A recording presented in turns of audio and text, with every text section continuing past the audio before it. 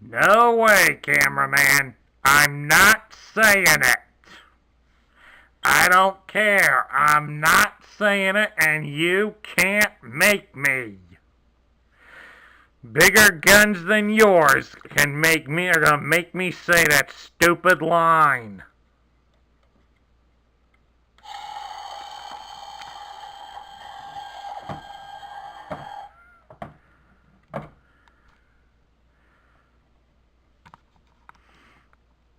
Am I a bore? Huh? Am I a bore? You certainly are!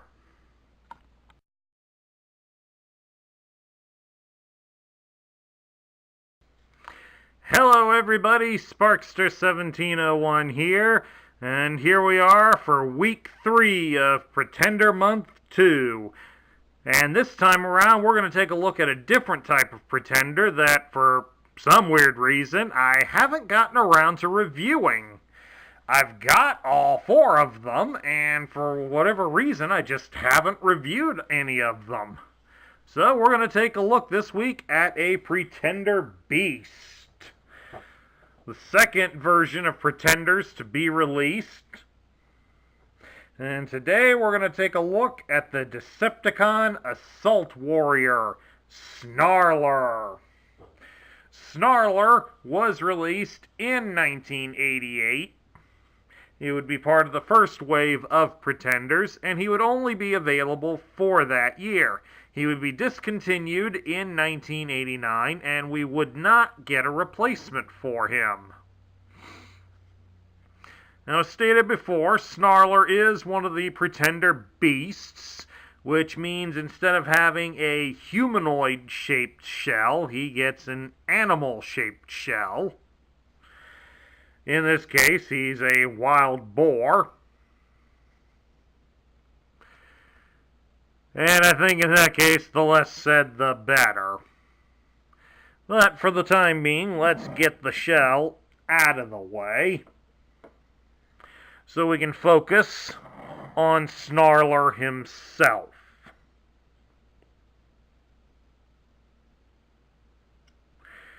Snarler here is in rather ugly looking colors here. I mean, we got a dark tan, almost brownish color for the dominant part of his body. And then you get this purplish-like color on top of it, and what could probably become close to turquoise. So already he is proving the assault part of his function by being an assault on your eyes for how he looks. Of course, here, Snarler is one of those Decepticons that you have to motivate in order to do anything. That would be almost his common line, would be like what most actors do. What's my motivation? And instead of telling him to keep your job, most of the other Decepticon leaders have basically told him they would scrap him first. They would scrap him if he doesn't get up and do what he's supposed to do. So basically he's a lazy bum to go along with it. But does that translate to the toy? Let's find out. Starting with articulation, like most of them, it's very limited. The arms can rotate to some degree all the way around. A lot of it depends on the position of his fist, because he does have a joint at the wrist, which is more used for transforming him. But as you can see, since his hands are attached to the legs of his alternate mode, it makes positioning them very difficult. Because this is as far out as they will go. So trying to clear this leg against this large rear leg is a challenge. It also means that it makes it rather difficult for him to precisely hold his gun properly. At least right now, he's finally got it in the right direction, but he can't hold it straight down like most others. But at least like this, we can put him near the edge of the table and he could shoot things down on the floor. And he does have a joint down at the knees, but that's more for transforming him. As you can see, he kind of leans forward a little bit here, because that's how he locks into place. You can't really get him to stand totally straight, because he'll always pitch forward and lock in. So he really wasn't designed the best. Now let's go about transforming him into his alternate mode. We'll start by, of course, remove the gun and set it aside for a moment. Next, you're going to take this piece hanging on his backside and fold it over to cover his head. And next, we're going to kind of straighten his arms up and fold the fists in so that we form the front legs of his creature mode.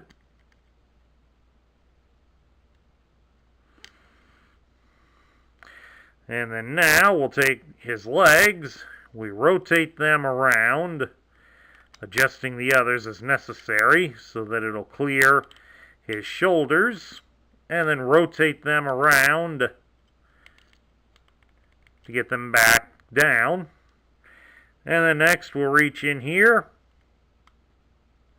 and fold out the tail.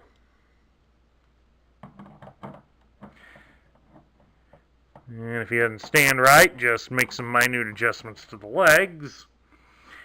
And there you have his boar mode. Partially a play on the fact that his pretender shell is a wild boar, but also due to the fact that if you take a good look here at his face, he's got a drill for a nose. So he takes the boar bit just a little bit further. Of course, for some added firepower, you can mount his gun on the big post in the middle of his back. Well, that looks a little better. Okay, now our next thing is to show you how to get him into the shell. Well, for starters, we need to remove the gun, set it aside for a moment. Then next, we'll take his little tail, fold it in, like so. For the front legs, you're going to partially rotate them and then shift them at the shoulder onto his chest. And then rotate it down like so.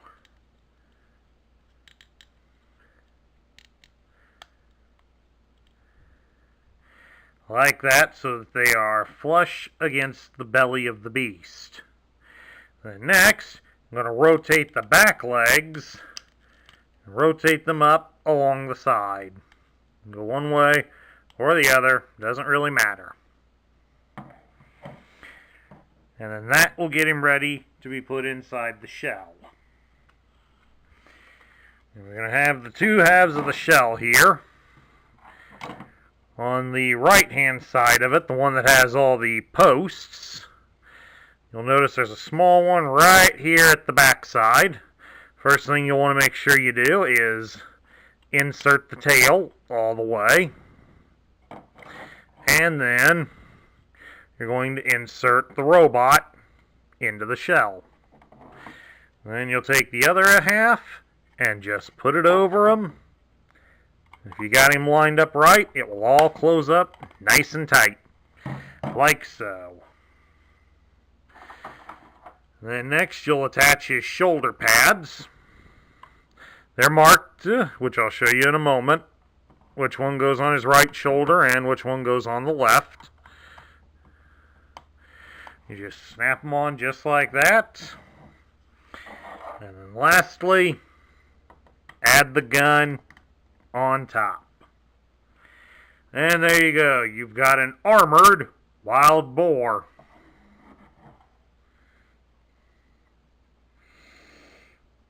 Don't hate me because I'm beautiful.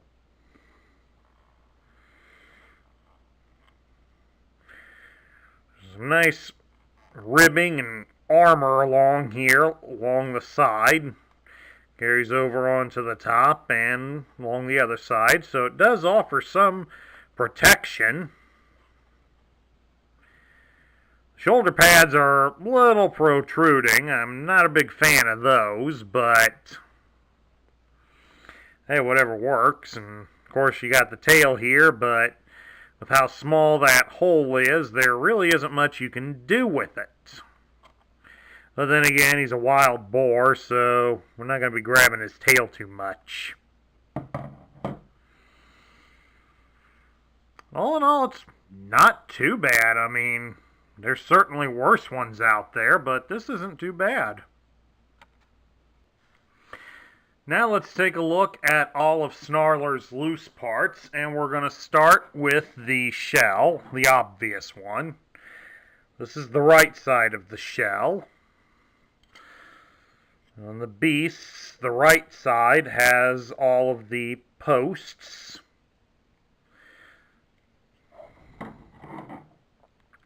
And the left side has the corresponding holes. Now, the only thing you really got to watch for on the shell in terms of paint wear is this green paint that's along the hooves and on the central horn. So as you can probably see up close here on the central horn, there is some signs of paint wear where the paint has chipped off during play or from multiple transformations. I mean, here it is on the horn. You can see it right there. There's some signs of wear on it. So this green paint obviously suffers a lot from wear more than any of the others. It's kind of to be expected. The gray apparently also does as well. See, here's some right there. But I see it more on the green. I mean, the hooves are always going to be on the ground. They're going to get dragged around from play. And the horn probably gets it from collisions with other toys. Or in the case of it here on the left shell, the repeated rubbing of it against the other one when it's being opened and closed. So if you're a real fussy collector about that sort of thing, that's something you're going to want to watch for. Mine, fortunately, happens to be in relatively good shape, so I won't complain about it too much. Unless you guys really want me to. Next, we'll move on to his weapon. This is his gun. The instructions refer to it as a rotary cannon. You'll notice back here it does have two posts in it. The larger one connects to the shell and to the alternate mode. And this one here in the back, the small one, is how the robot holds it. It's kind of a weird looking gun. I mean, there's nothing really obvious on it. I don't really see how this big fin here on the back really helps in aiming, but there's not much else you can really say about it, other than the fact that it's a big gun. And next we have the tail. It's just a thin piece of plastic. Nothing real fancy about it.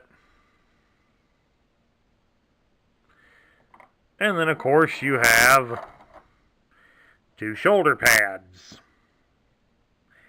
Now, on this side, they look the same. It's on the opposite side that you got to watch for. As you can see right here, there's an R telling you this one goes on the right-hand side. And this one has an L for the left side. So when you're buying, if you're wanting to buy one loose, Always check the shoulder pads.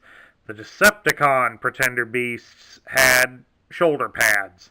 The Autobot ones had helmets. So you only have to worry about 2 sets of shoulder pads if you want all 4 of these guys.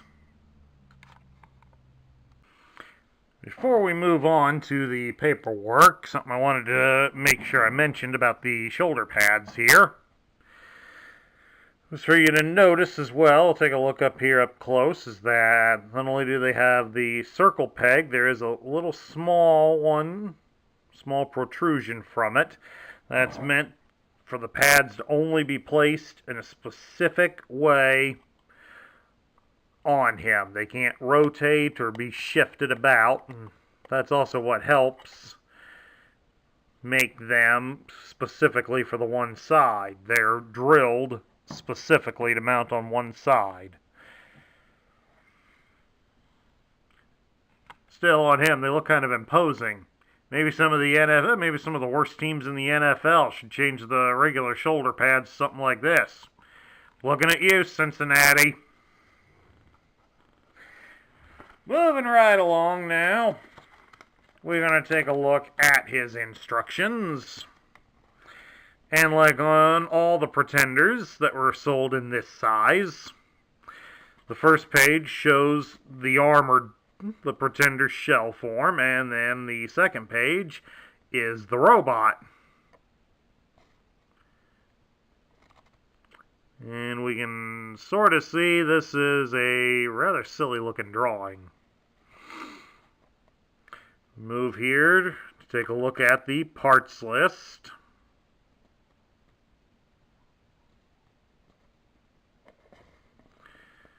And then go over here. How to arm him. Which really isn't that hard to figure out.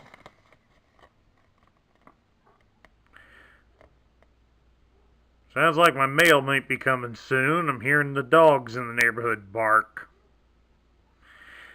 I don't know if the camera's picking it up or not. I do apologize, folks. We got noisy dogs around here. Many of them around here bark at the grass growing, to be honest with you. But anyway, right here we're showing you how they transform him. Sort of similar to what I was doing. And there's the final step. Pull out the tail and mount the gun. And then now to transform him to go inside the creature.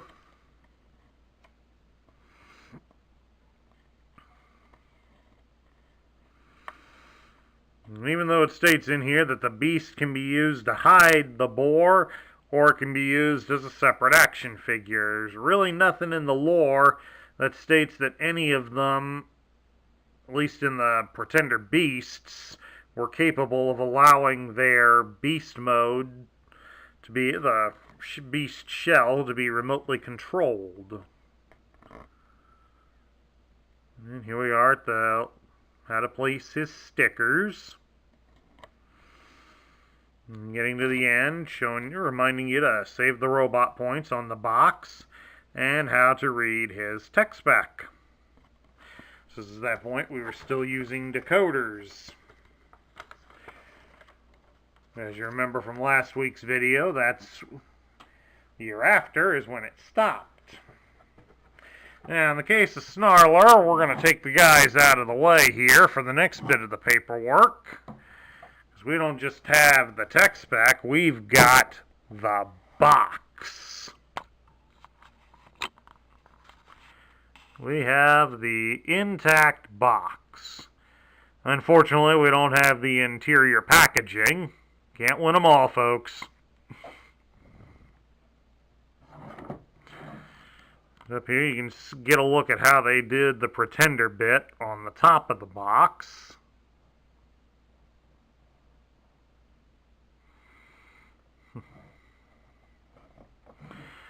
And of course the typical pictures that we got for the Pretenders. They would show all 3 modes: shell, robot, and alternate. I like how they changed the parts listing on here. includes snap-on weapon and accessories. Weapons do not shoot. Of course, down here on the bottom of the box, they give us more detail on what we get. And then, of course, showing us the 3 modes in the toy form. Get the camera back on the tripod here. And here on the side, kind of get the same stuff on both sides of the box here. On the back, you get to see the impressive mural, focusing on the Pretenders heavily. And, of course, the return of our favorite Autobot leader. And down here at the bottom, we got the tech spec over here. And then right over here, we've got the barcode. And you can see Snarler was worth 2 robot points. And of course, just now notice that this version of the box is the UK version. Although the US version should more or less be the same thing. But still makes for a nice addition. Alright, let's get moving on now to his tech spec. It's all done in purple. It shows he's a Decepticon. Even says so right above his picture. And of course, this picture matches the exact same one here on the front of the box. It gives his name as Snarler. It lists his function as Assault Warrior. And his motto is, "Stealing isn't a crime. Getting caught is." A selfish, obnoxious master of destruction. Does everything for himself. Refuses to follow orders. Transforms to bore with front-mounted razor-tip drill that drains enemy fuel supplies. Horns on outer shell equipped with sonar distorters that disrupt the flow of cerebral impulses and rupture enemy circuitry. Also equipped with armored hide on outer shell and a 30mm submachine gun in his tail.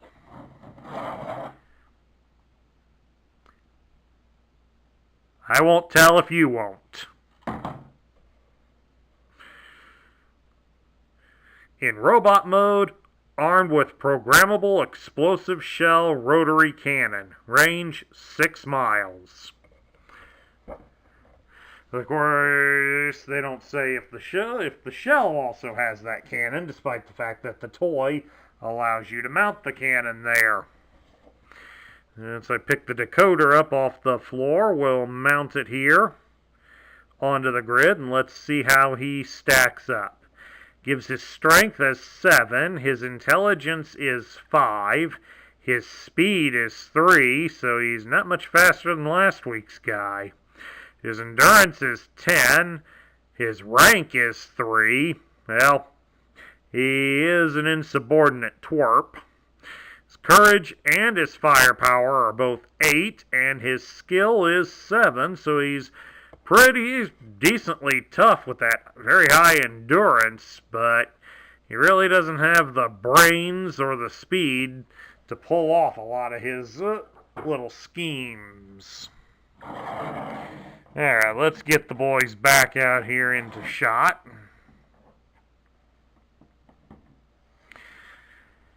And we get down to my thoughts. What do I think of Snarler?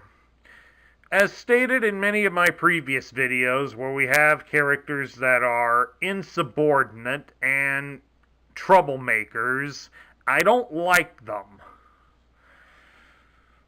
When you're in a military function like this, you're expected to do your job and do it well. Guys like Snarler here that need to be motivated, usually through death threats, can't be counted on unless they know he can get something for it in return. If his commanders find out that he's not doing it, usually involves the threat of scrapping him. If it's somebody ranked beneath him, and judging by that low rank he has, there's not that many, he might try to get them to give him something that he wants in return to get moving on his work. Supposedly, according to the lore, he's also been known to procure supplies from his allies.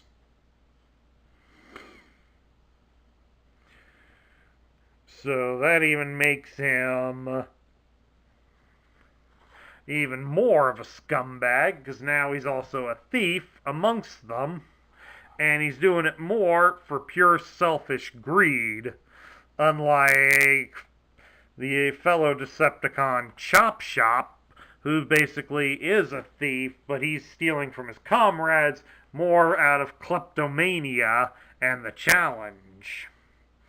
The lore also states that Snarler often works alongside fellow Pretender beast Carnivac, and Snarler's more than happy to let Carnivac take the lead in their battles. Let Carnivac do most of the hard work, and then Snarler can go after the weak stragglers that Carnivac did not finish off in the process of his attacks. All in all, I'm going to go with Snarler being a bottom tier figure.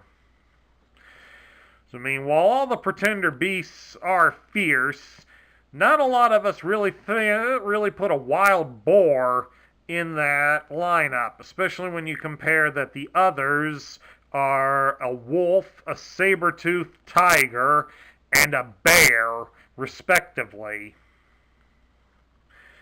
Now, wild boars are tough, and I certainly would not encourage you to go out and antagonize one, but we're certainly not going to look at them as being as ferocious as those other animals who would definitely look at you as dinner. It also doesn't help that Snarler's low speed makes him pretty useless in a high-paced battle, and the fact that his average intelligence means that the scams he's trying to pull off on his fellow Decepticons really don't go as well, due to the fact he isn't smart enough to figure them through to be more complicated to get him out of it. Then there's the matter of the toy. The color scheme on the robot is terrible. I won't describe to you what he looks like most, but I'm sure many of you are thinking the same words that I am. The shoulder pads on him look stupid. The thought that there's a tail sticking out, that there's a gun sticking out of his butt, leads to more stupid, obnoxious jokes than what we really want to dedicate to here on this channel. So, while he's not bad enough yet to earn the firepower from Ed 209, he comes pretty darn close, folks. So, unfortunately, negative. Bottom tier. And that concludes my review of the Generation 1 Decepticon Assault Warrior Snarler. If you liked the video, thumbs up it here on YouTube. Hit the subscribe button down below if you haven't done so already. Please also don't forget to like this video, and do share your thoughts in the comments section below. I'd love to hear what you think of Snarler. This is Sparkster1701 saying I will catch you all later.